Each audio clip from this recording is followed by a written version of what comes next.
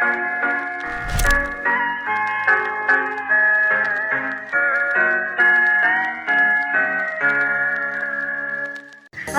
guys, kami dari kelompok 1.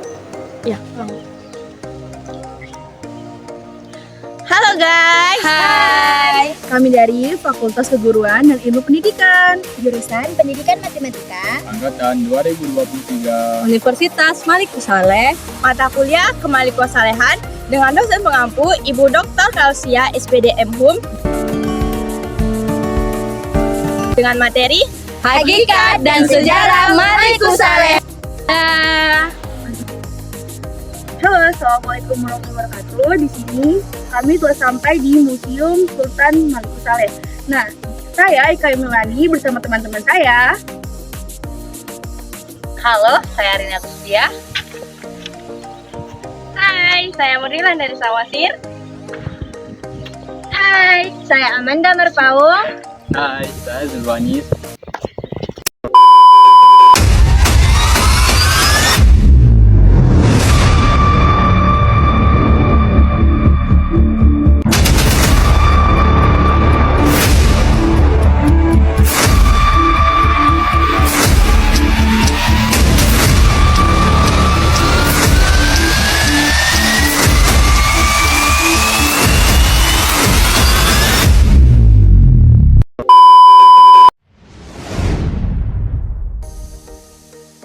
Marah Silu Sultan Malikusaleh.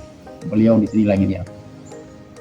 Tapi waktu lahir bukan di sini, di arah pergunungan sana. Sesudah besar diajarkan oleh ayahnya dan kakeknya ilmu agama Islam. Sesudah mantap disuruh turun kemari.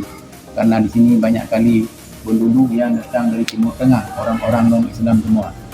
Ya, tapi bukan orang Islam, orang non-Islam. Yang datang kemari dari Cina, Mongolia, India, Eropa. Karena kita banyak warnanya kita. Ada yang putih, yang panjang, hitam, botak, keriting. Karena kakek kita dulu di sana. Ya.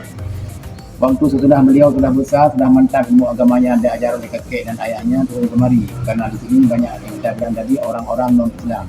Jadi sampai kemari beliau berjumpa dengan orang di sini.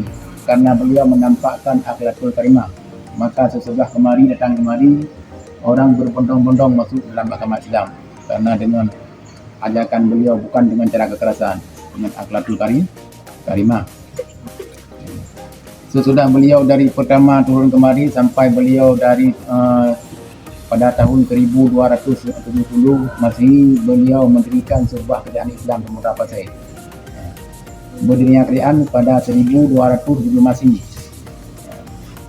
Sesudah banyak pengikut, beliau baru diangkat menjadi sultan. Jadilah beliau menjadi Sultan Malikusaleh. Beliau memegang tahta kerajaan selama 27 tahun. Dari 1270 sampai dengan 1297. Beliau memegang tahta kerajaan selama 27 tahun. Sudah kan? 27 tahun. Dalam jangka 20 tahun beliau mengislamkan 11 negara, mulai Indonesia sampai Vietnam sana. Maka digelar Asia Tenggara. Beliau dalam 20 tahun mengislamkan 11 negara, mulai Indonesia sampai ke Vietnam sana. Pada tahun berakhir sesuai macam tertulis di batu nisan itu, Hazal Kabru Almarhum Almarhum Atakin An-Nasin Al-Habil Al-Karim Al-Abid Al-Fatah Al-Mulakab Sultan Malik Al-Saleh Allazi intikal fi syahri Ramadana sanatan situ wa tis'ina wa situ mi'atin min intikalin nabawiyah sakallahu sara waj'al jannata maswa. Inilah kubur orang yang dirahmati dan yang diampuni, yang bertakwa lagi pemurah, yang berasal dari keturunan yang terhormat dan terkenal, yang ahli ibadah, yang meninggal dunia pada tahun 696 Hijriah. Itu kalau dengan Hijriah. Kalau dengan Masehi pada tahun 1297 Masehi. Itu dengan Masehi. Semoga Allah melimpahkan rahmat atas putranya dan menjadikan surga sebagai tempat kediamannya. Dengan kehormatan dua kalimah syahadat tiada Tuhan melainkan Allah, Muhammad itu utusan Allah. Itu yang tertulis di batu nisan. Pada tahun 1297 Masehi beliau meninggalkan dunia fana menuju alam akhirat. Kerajaan diteruskan oleh putranya yang bernama Muhammad Malik Al-Zahir. Itu anak beliau yang pertama, memang anak tunggal satu. Yang sebelah sana. Yang ini. Iya, itu namanya Muhammad Malik Al-Zahir. Beliau pun memegang tahta kerajaan selama 29 tahun. Dari 1297 sampai dengan 1326. Beliaulah orang yang pertama yang sanggup menciptakan mata wang. Kalau masa beliau ini Malikus Saleh tidak ada wang, masih barter. Arti barter tukar barang sama barang. Tapi pada periode Malikus Zahir itu menciptakan 5 macam mata wang. Yang diciptakan dengan emas diberi nama dirham, yang diciptakan dengan timah diberi nama, yang diciptakan dengan kondengan diberi nama pesek, yang diciptakan dengan tembaga diberi nama ringgit. Maka 5 macam mata wang pada itu beredar di Asia Tenggara dan Nusantara. Beliau memegang tahta kerajaan selama 29 tahun. Dalam jangka 29 tahun beliau mengedarkan Islam sampai ke Asia Tenggara, sampai ke Timur Tengah sana. Pada tahun 1322, beliau pun pernah dikunjungi kemari yang bernama Ibnu Battuta dari Maroko. Itu pernah datang kemari.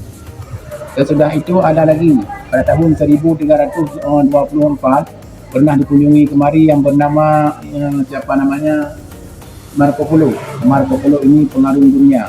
17 tahun beliau mengarung dunia sampai ke tempat dasar kembali. Maka dibilang oleh Marco Polo dunia ini bulat bagaikan bola, tidak salah. Pada tahun yang terakhir, pada tahun 1326, itu pernah dikunjungi kemari yang bernama adalah Cheng Hu, orang dari China.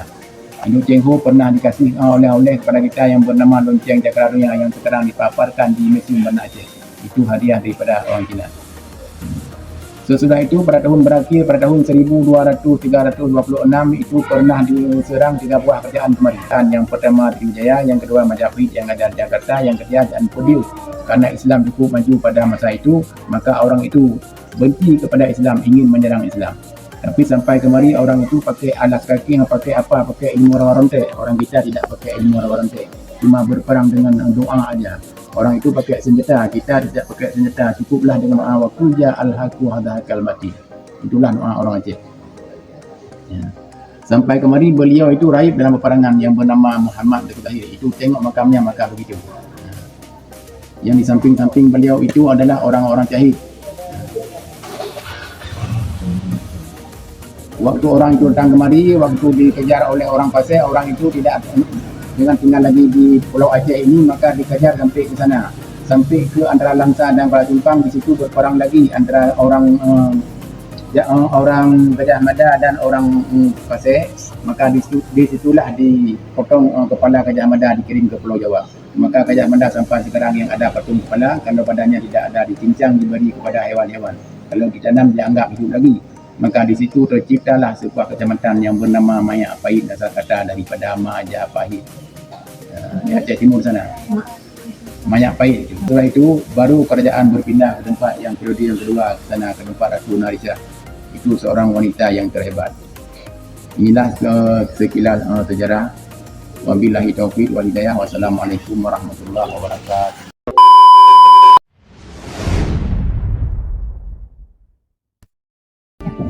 Awal kedatangan Murasirus, satu-satunya raja yang bisa membaca Al-Quran pada abad 1330, yang dijuluki sebagai Malikus Saleh, yang artinya Malik yang Saleh.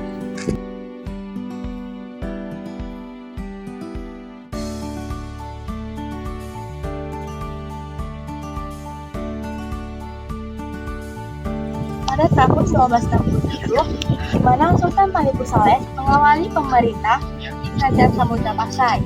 Kerajaan Islam Samudra Pasai dalam sejarah tercatat sebagai kerajaan Islam pertama di Nusantara yang menjadi cikal bakal pusat pengembangan dan penyebaran agama Islam.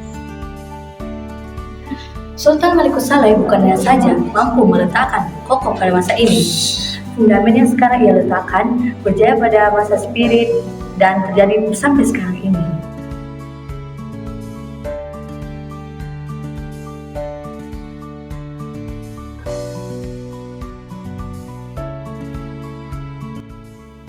Juni 1969, cikal bakal Universitas Malikus Saleh yang pada saat itu Universitas Malikus Saleh bermula dari menjalmennya Akademi Ilmu Agama Syariah tanggal 1 Agustus 1972. Akademi Ilmu Agama diubah namanya menjadi Perguruan Tinggi Islam dengan jurusan Akademi Syariah, jurusan Akademi Ilmu Politik, jurusan Akademi Tarbiyah, serta jurusan Daya Tinggi atau Pesantren Luhur.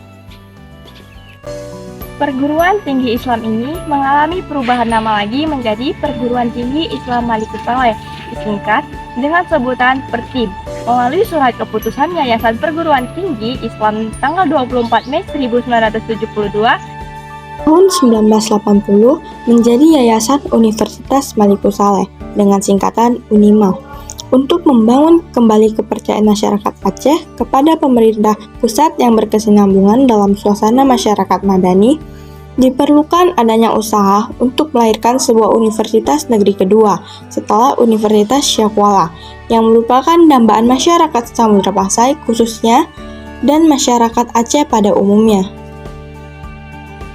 Upaya ini merupakan bagian dari proses penyelesaian konflik Aceh yang menyeluruh sebagai suatu kebijakan strategi politik Samudra Pasai yang terdiri dari Kabupaten Aceh Utara, Biren, Pidi, Aceh Timur, Aceh Tengah, dan Aceh Tenggara yang sebagian wilayahnya merupakan daerah pusat konflik paling bergejolak.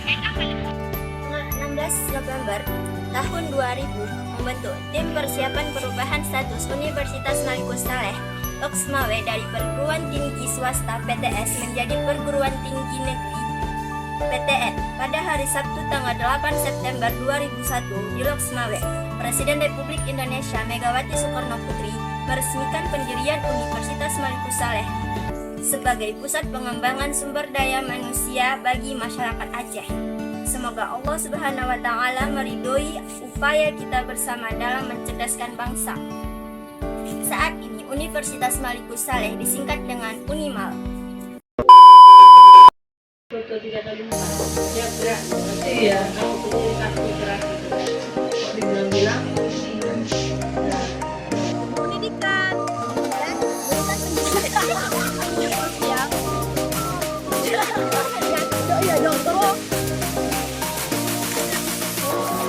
dengan materi